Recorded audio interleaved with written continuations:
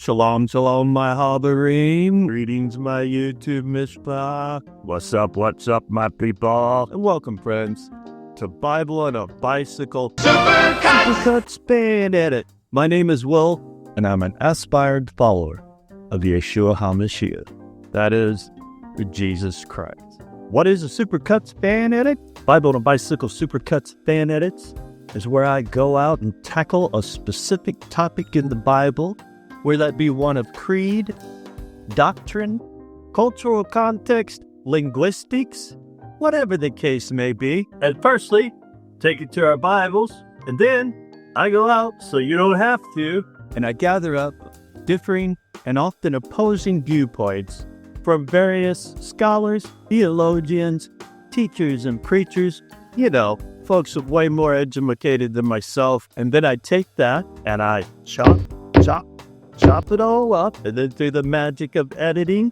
we smush it all back together, hopefully into something cohesive and coherent, and then I serve it right up to you in the form of a Supercut Span Edit.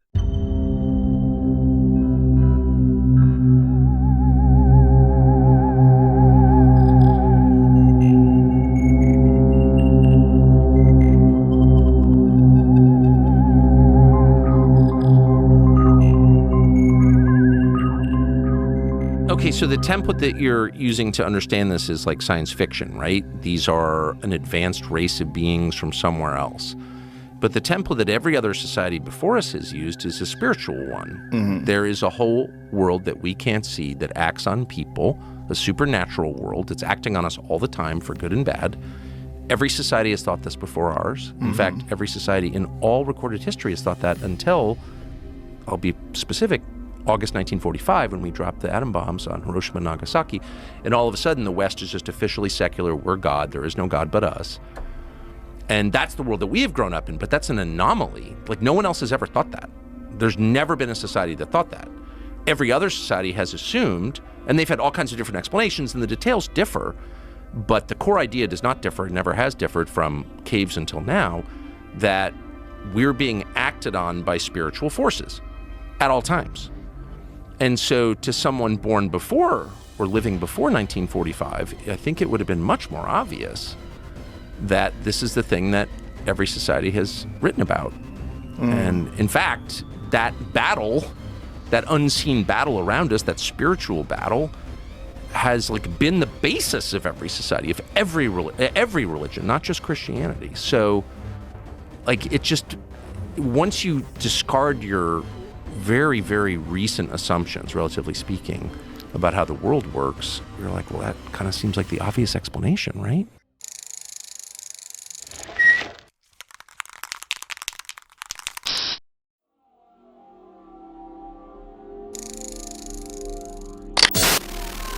The astronomer and Air Force consultant on unidentified flying objects. Therefore, will the real Dr. J. Allen Hynek please stand up?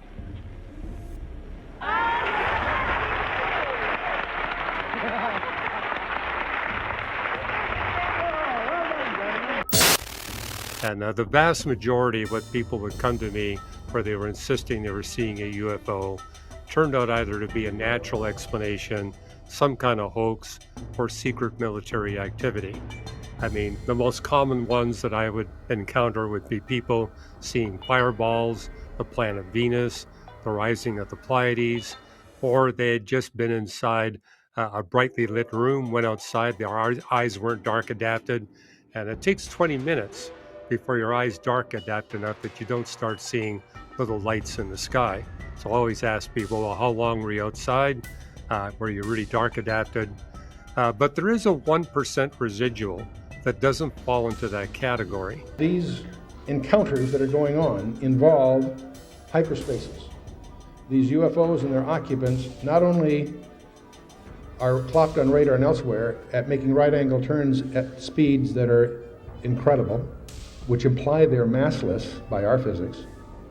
They also go faster than the speed of sound without sonic booms, and that's a disturbing thing. But what's most disturbing is they seem to have the ability to materialize and dematerialize at will. And that disturbs us. It makes them seem very, what we would use the term supernatural.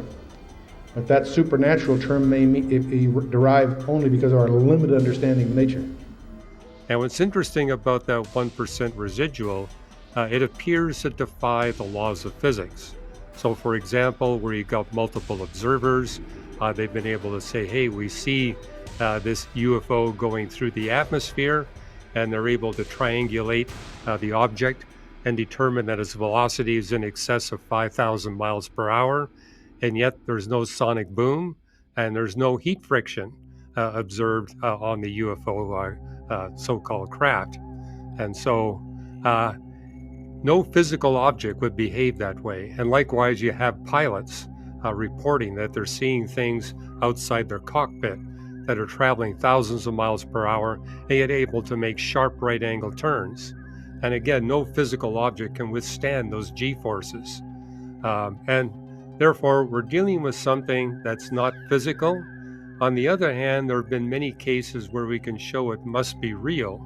And this would include sightings where observers see the UFO go through the atmosphere, hit the Earth, they go to the crash site, and they can see a shallow depression. They see a crater, and there's snow, the snow is melted. The vegetation is always damaged. But when you look at the site, there's no artifacts, there's no debris. If this was a physical craft, you would find debris and artifacts. But the fact that we see craters, melted snow, damaged vegetation, tells us something real caused this phenomena. And we're not dealing with a few isolated cases. Cases where we can demonstrate the reality of the event and the non-physicality of the event number over 2,000. And keep in mind with the UFO reports, it's in the tens of millions. So we're dealing with something that is not just a pie in the sky thing, lots of sightings. But as Alan Hynek, the astrophysicist that was commissioned to investigate UFOs in the 1960s reported, it's the close encounters where we see the great mystery. And he defined a close encounter where the human comes within less than 500 feet of the UFO phenomena. And he talked about close encounters of the first, second, third kind, where in the third kind you've got actual communication going on between the so-called UFO being and the human contactee. There's even instances where the animals of the human contactee have been injured or killed, and a few cases where the human itself has been killed by the event.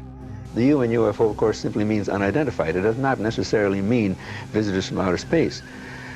But it must be unidentified not just to the person who is puzzled by it, but it must remain unidentified after considerable study. Then and only then is it a UFO.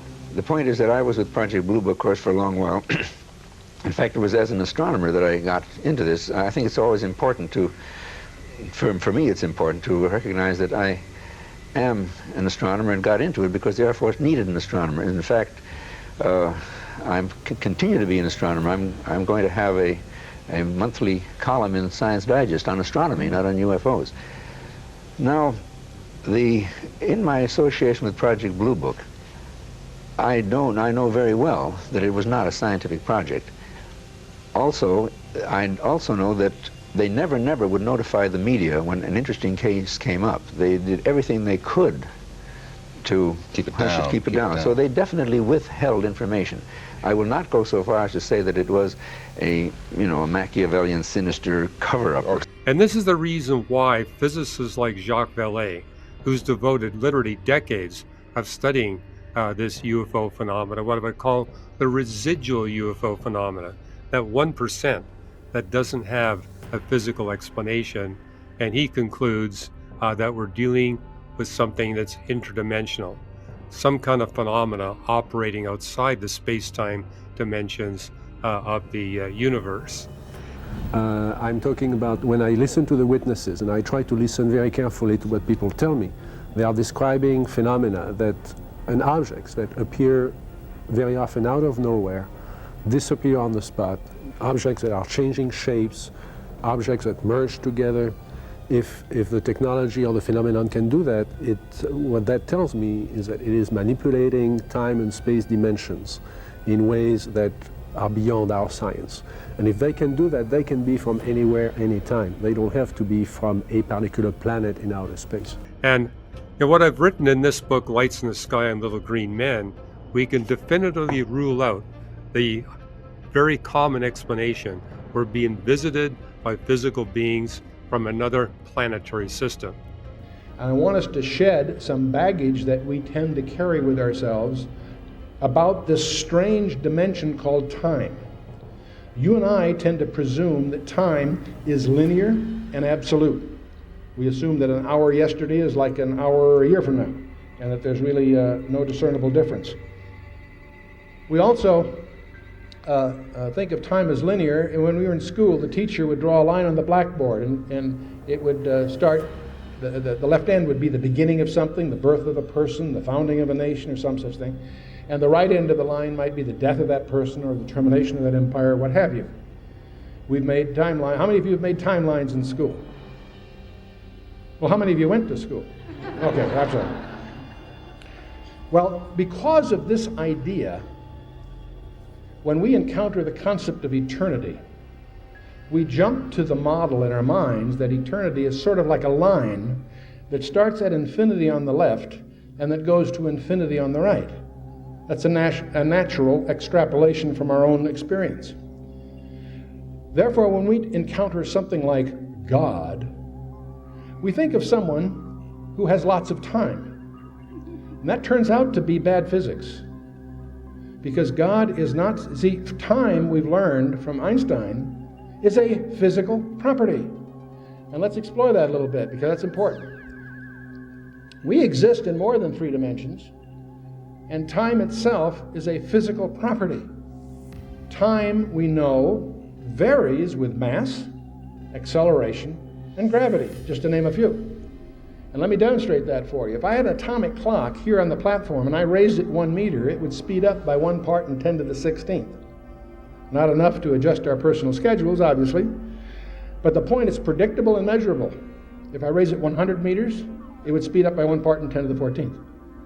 Now, the United States Naval Observatory actually conducted an experiment in 1971. Put an atomic clock on an airplane, went around the world eastward. Compared to an atomic clock at rest at the observatory, it lost 0.06 microseconds. They put one on an atomic clock going westward around the world, and it gained 0.27 microseconds. Not a lot, but the point is, by accounting for all the variables, that's exactly what Einstein's theory would predict, and that's exactly what they experienced. And the point is, time is a physical dimension. And the reason for that is that we astronomers are seriously considering sending spaceships to the nearest planet outside of our solar system. It's only 4.25 light years away, but we recognize that we have to go relatively fast to get there, and so the proposal is to go 1/10 the velocity of light. You could get there faster at 2/10, but then the damage to your craft goes up with a square of your velocity. And so astronomers are determined there's no way we can send a spacecraft to the nearest planetary system if we go faster than 1/10 the velocity of light. And even at that velocity, we have to send small spaceships, because the bigger the cross-section of the craft, the more damage it's going to take from the particles in interstellar space. And so astronomers have determined the maximum size you can send is about 10 centimeters, the size of my fist. Anything bigger than that will be destroyed before it gets there, even at just 1/10 the velocity of light. So we astronomers are actually proposing to send 1,000 tiny spaceships to the nearest planetary system, and we expect that half of the spaceships will be destroyed before they get there, but the remaining half will only be partly destroyed, and partly destroyed in different ways, and we'll get back meaningful information. But if we're talking physical craft that small, you're not even going to be able to send a termite across interstellar space, let alone a being as big as us. In fact, we can't even send a microbe across interstellar space. Recently, the Russian Academy of Sciences has released a report called The Observations of Anomalous Atmospheric Phenomena in the USSR. It doesn't sound like it's UFO, but they say in the introduction, we use the term anomalous atmospheric phenomenon because we consider the previously used term UFO to be less adequate for such work, since it contains a definite interpretation of the phenomenon. You see, there's the point. in the public mind, UFO is synonymous with little green men from outer space. That's putting the cart before the horse. What we are studying at the Center for UFO Studies in Evanston are the properties of a phenomenon. The only people that have the close encounters of the second, third, and fourth kind are people that are involved in the occult. And the more involved they are, the more likely they are to have one of these close encounter events. I've met individuals who have had these encounters several times, but I also met individuals where they get the occult out of their life, and that's the end of their encounters with UFOs. It doesn't happen again. So that's why we say in our book, we have a scientifically testable explanation of these residual UFOs, that 1% database where it shows to be non-physical and real. Get the occult out of your life. That'll be the end of your UFO encounters. Bring the occult into your life, and the greater degree you do, the more likely you are to have these encounters, and they're not fun. The best you're going to come away with is recurring, terrifying nightmares. Worst case, you get killed by the phenomena. So it is deleterious, it's not beneficial, which is why we conclude that the Bible got it right, that God created two species of intelligent life. We humans that are confined by the laws of physics and the space-time dimensions, and angelic beings that are not confined by the laws of physics and the space-time dimensions. And they're in two categories. You got the righteous angels and you got the evil angels. And the UFO phenomena database basically establishes we're dealing with the evil beings, the demons. You know, there are lots of games being played behind the phenomenon itself. In other words, there is a real phenomenon, but there may be, and here we're talking about the third level, the sociological level. If you could make people expect aliens, you could manipulate public opinion. And I'm not alone in making this conclusion. The 6 physicists that I know that have devoted at least 10 years to studying residual UFOs, even though I'm the only Christian amongst the group, they all conclude that there's a one-to-one correspondence between these residual UFOs and the occult and demonic phenomena. They may not refer to them as fallen angels, but they do say we see this one-to-one correspondence. The way we get into trouble as scientists talking about UFOs is that we mix up 3 different levels. There is a physical level, there is a physiological level, which is what happens to people like you and me when you get close to one of those things in a close encounter situation. And then there is a belief level, the mythological or sociological level, if you want. I remember speaking in a lecture hall in the Soviet Union, and about a quarter of the people in the audience, the moment I walked into the room, they began screaming and yelling at me and screaming and claiming that Jesus was guilty of vile sexual immorality. Now, I've run into people who take the Lord's name in vain, but typically they stop at accusing Jesus of a grossly immoral behavior. But these individuals didn't do that. Moreover, they were yelling and screaming at the top of their lungs, preventing me even to speak. And what I noticed is the other people in the audience basically said, oh, they're all demon possessed. That's what's going on here. And I said, well, let me come back tomorrow. So I came back the next day, but I brought another scientist with me who was a follower of Jesus Christ. And I said, I just want you to be at the back of the room and just pray that God would silence the demons from interrupting and speaking. So we did that, and these people, and we're talking, like 60 of them, they were completely quiet throughout the whole of the lecture. And these other people in the audience, these physicists, were saying, we've never seen this happen. They're always yelling and screaming, and now they're quiet. And so that's when they became believers that, hey, there's something more powerful than the forces within these individuals. And I've seen experiences in the area where I live, near Pasadena, California. I remember walking out of Caltech one day, and this woman, a good 150 feet away, started screaming and yelling at me. And the moment I looked at her, she collapsed and went into the fetal position and started shaking and yelling. and then she began screaming obscenities, and I could tell she was terrified. And that terror reigned within her until I walked away.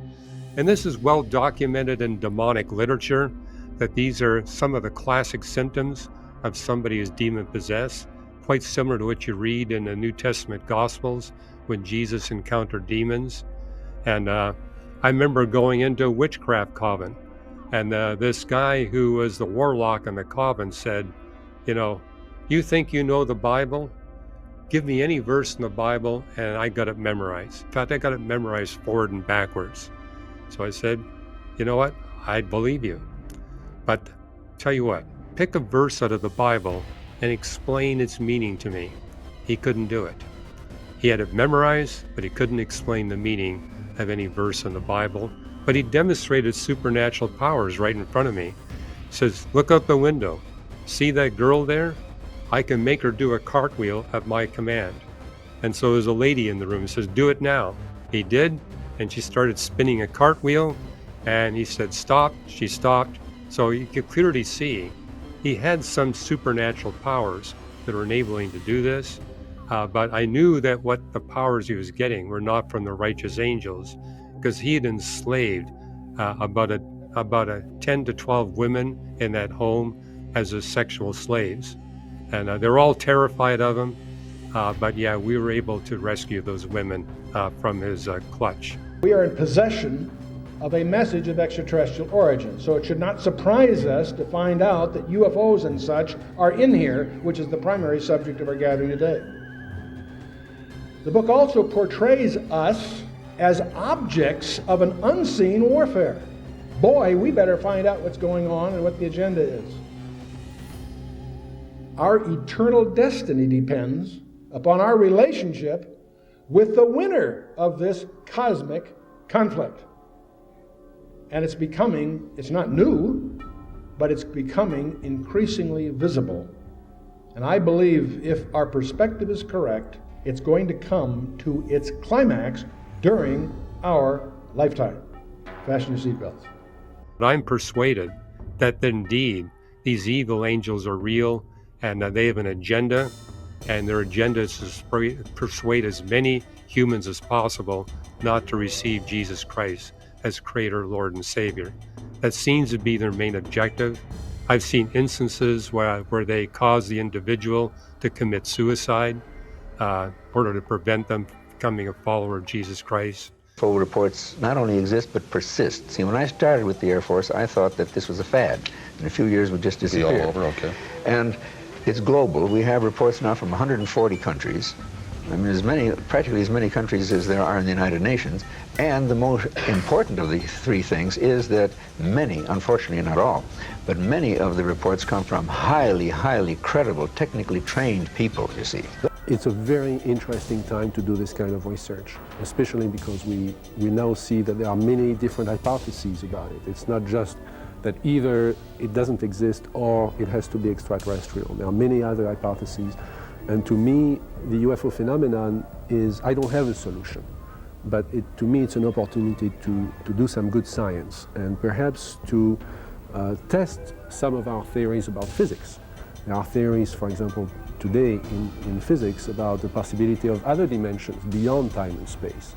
There is a theory called the string theory that speculates about 10 dimensions and not just 3 dimensions of space and 1 dimension of time. So yes, but I'm also persuaded as a pastor is that it's a mistake to basically say, this is my ministry, this is my mission. I tell people in our church, if you encounter it, deal with it, but don't seek it, because God's actually got more productive things for you to do. The question that you have to answer for yourselves before the day is over is, what is your readiness for this encounter? And by the way, just being a sincere Christian in a vital fellowship of some kind ain't enough.